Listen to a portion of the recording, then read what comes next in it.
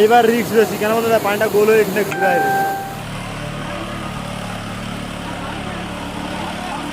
বন্যা হয়েছে সকাল থেকে, মানে রাত 3টে থেকেই বলছে যে ভেঙে গেছে, কিন্তু অনেকে বিশ্বাস করছে না যে ভেঙে গেছে না কি হয়েছে। সকলে বলছে একবার এসে বলছে না ভাঙছে না, একবার বলছে ভেঙে গেছে। তার জন্য এখানে সকলে মানে কোন রকম পরিস্থিতি অনুযায়ী দেখে কেউ কোনোদিন কিছু মানে গুছিয়ে মানে তোলার জন্য মতন তাদের ক্ষমতা কিছু নেই যে তুলবে। যখন শুনলেন যে ভেঙে গেছে, জল ঢোকা শুরু হয়েছে, কি মনে হয়েছিল, কি করবেন তখন কি করবে? তখন মানে ঘুমন্ত অবস্থায় হাঁটাচাকা হয়ে 2-3টের সময় মানুষের 2-3টের সময় মানুষের আর কি অবস্থা থাকবে তখন? কোনো মানে এখনো কোনো সরকারি তরফে কোনো সরকারি তরফ থেকে কিছুই মানুষরা পাচ্ছে না। এখানে আমাদের সামনের বাড়িতে এসে সকলে এখানে এসে আমরা এখানে সকলকে আমরা স্থায়ীভাবে বসবাস করার জন্য আমরা এখানে মানুষকে করেছি। আর মানে বাচ্চা যে সব আছে তাদের এখনো পর্যন্ত কোনো জলের বা টিফিনের কোনো ব্যবস্থা করছে না, প্রশাসন থেকেও করছে না, আর পৌরসভা থেকেও করছে না, কোনো জায়গা থেকেই করছে না। কোনো ত্রাণ শিবিরের ব্যবস্থা না, কোনো কিছুই করছে না। এখানে যে জলের ব্যবস্থাও করছে না, কোনো কিছু করছে না। কাউন্সিলরকে 14 নম্বর ওয়ার্ডের বলা হয়েছে, কোনো গুরুত্ব দেয় না। অপরন্ত ভাইস চেয়ারম্যান সমীর মহাপাত্র স্ত্রীকে বলা হয়েছে যে এইভাবে আমরা পরিস্থিতি আছি।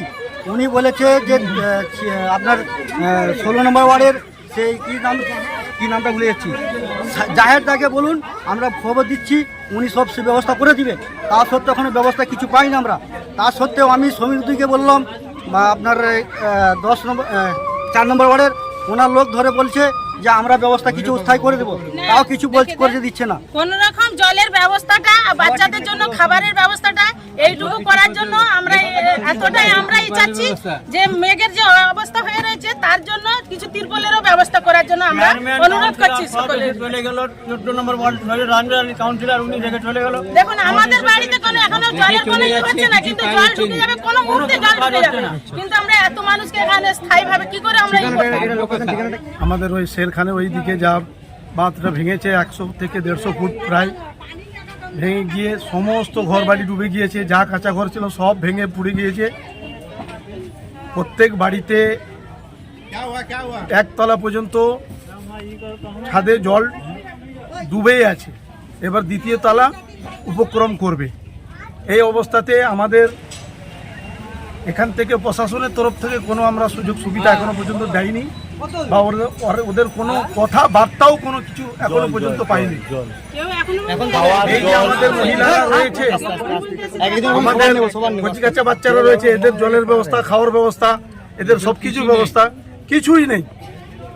যে হ্যাঁ আমরা আসি, প্রশাসন আছি, আমরা করব, কিছু নেই। ভোটের সময় সবাই এখন তাহলে আপনারা কোথায় বসবাস করছেন? সবাই বাঁধের উপর সবাই লাইন দিয়ে আস্তে আস্তে তো জল আস্তে আস্তে বাড়তে আছে, দেখতে পাচ্ছেন। এই পজিশনে আমরা রয়েছি, আতঙ্কের মধ্যে রয়েছে প্রত্যেকটা ব্যক্তি, প্রত্যেকটা মানুষ, প্রত্যেকটা বাচ্চা। এরপরে জল আরো বাড়লে এরপরে কোথায় যাবেন নিশ্চিততা কিছু আছে? কোনো নিশ্চিন্তা নাই, ডুবে মরতে হবে এই অবস্থায় আছে। কি চাচ্ছেন এখন আপনারা? কি চাচ্ছেন? সহযোগিতা প্রশাসনের তরফ থেকে, খাওয়া দাওয়া, জলের ব্যবস্থা একটু চাই। এখনো কোনো তিরপল কিছু চাই যে ঠাউতে একটু থাকবে মানুষ। এই যে আবার আকাশে দেখছেন, হয়তো কোনো সময় বৃষ্টি নেমে যেতে পারে। এই সময় আমাদের প্রশাসনের একবারে দাঁড়ানো উচিত সব সময়। কিন্তু ওদের এই এলাকার ঠিকানাটা একবার বলুন। এটা 14 নম্বর ওয়ার্ডে গড় পুরুষোত্তমপুর গ্রাম। হ্যাঁ, বাড়ি একদম বসে আছে। এখন দেখুন না, মানে ক্যামেরা করুন না ওইদিকে। তারপরে আসেনি,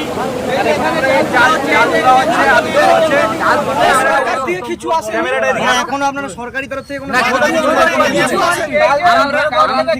আমরা চাল রান্না করে সবাইকে বিতরণ করার জন্য আহ্বান করছি।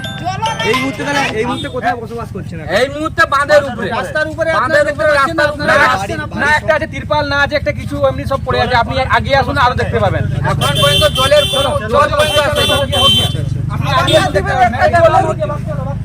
পাঁচকুড়া পৌরসভা 14 নম্বর 15 নম্বর ওয়ার্ড জলের তলায় আছে। সরকার থেকে কোনো অনুদান আসেনি। আমরা নিজেরা চাউল তুলে অনুদান করছি সবাইকে খাওয়া দাওয়ার জন্য, খিচুড়ির জন্য, কেন জল তিরপার সবাই বাদের উপরে থাকবে। কোনো অনুদান এখনো আমাদের এই মধ্যে এখনো কাল পৌঁছায়নি। রাত থেকে তো হয়েছে এখনো কাল রাত কোনো সরকারি আধিকারিক হয়েছে? নম্বর ওয়ার্ডে কাউন্সিলর এসে চুপচাপ পালিয়ে গেছে, দেখে পালিয়ে গেছে, কোনো কোনো প্রশাসন প্রশাসন এখন পর্যন্ত আমাদের নিজে থেকে চাল ফাল তুলে খিচুড়ি ব্যবস্থা করছি। এখন তাহলে কোথায় বসবাস করছেন আপনারা? বাঁধের এখন রাতে আস্তে আস্তে তো দেখছি যে এই রাস্তা এবং আস্তে আস্তে কিন্তু নদী গর্ভে চলে যাচ্ছে। আস্তে আস্তে জল আস্তে বাড়ছে, এগিয়ে জল আসছে, বাড়বে। বাড়ছে। জল বাড়ছে। হ্যাঁ, তখন কি করবেন ভাবছেন? কি করবেন? এখন এই এখন শুক্রবার বসে হ্যাঁ, ওটাই বলছি। আমরা সাধারণ মানুষ কি করতে পারবো? আমাদের বিহার চেয়ারম্যান করতে পারবো? আপনারা এখন কি চাচ্ছেন? কি চাচ্ছেন? আমরা চাইছি অনুদান, বিশেষ করে অনুদান যেরকম আছে মানুষের জলের এতে সুবিধা। এতে কি চাইবো সেটা বলতে হবে। পৌরসভা থেকে জল আপনারা আসছে না। ক্যামেরাটা একটু পিছনের দিকে করুন, নিচের পৌরসভা লোকগুলো থেকে তো পুরো জল ভেসে আসছে না গেছে। যখন, ওদের তো এখানে কোনো জেনারেটর এক দিয়ে প্লট জল পুরো ভেসে দেওয়ার গেছে। ব্যবস্থা করতে হবে। ওদের লোকগুলো কি খাবে, কি করবে? ওটা আমরা চিন্তা করবো যে ওটা সরকারকে চিন্তাধারা করতে হবে। অনুদান আমরা তুলতেছি, এই যে ঘরে ঘরে এইসব তুলে আমরা যে এরকম আলু করতেছি পেঁয়াজ কেন? সবকিছু অনুদান তুলে আমরা খিচুড়ি রান্না করে লোককে নিচের লোককে খাওয়াবো বলে খাওয়াবো, ওখানে নিয়ে যাবো, নিয়ে যাওয়ার জন্য সবাই সবাই বাড়িতে। মানে এই মুহূর্তে আপনারা সরকার থেকে কি চাচ্ছেন? মানে এখন পর্যন্ত কিছু অনুদান আছে সরকার থেকে আমরা অনুদান চাই। আমরা চাইছি যে লোক সুবিধা মোটামুটি জলের ব্যবস্থা, খাওয়ার ব্যবস্থা। কাল রাত থেকে যে ছেলেগুলো খাটাখাটনি করলো তাদের জন্য এক প্যাকেট বিস্কুট নেই, একটা কেক নেই। ছোট ছোট বাচ্চারা এখন কাল রাত থেকে এলাকার নামটা একবার বলুন। এই এলাকাটার নাম চার হাভেলি, 15 নম্বর ওয়ার্ড, 15 ওয়ার্ড নম্বর 15 পাঁশকুড়া গড়পুর সপ্তমপুর 15 নম্বর ওয়ার্ড। অংশ জলমগ্ন হয়ে গেছে। এটা যেটা পাঁশকুড়া স্টেশন বাংলা মোড় রোড রয়েছে সেটাকে আমরা ট্রাফিকের জন্য বন্ধ করে দিয়েছি। এছাড়া আমাদের প্রতাপপুরে হোক বা মানুয়াতে হোক সমস্ত জায়গাতেই রেস্কিউ অপারেশন চলছে। ঠিক আছে? আপনাদের কি তার কোনো মৃত্যুর খবর আছে? না না না, আমরা রেস্কিউ করছি সবাই। ঠিক আছে, মানুষ বলছে ঠিক আছে, দেখছেন।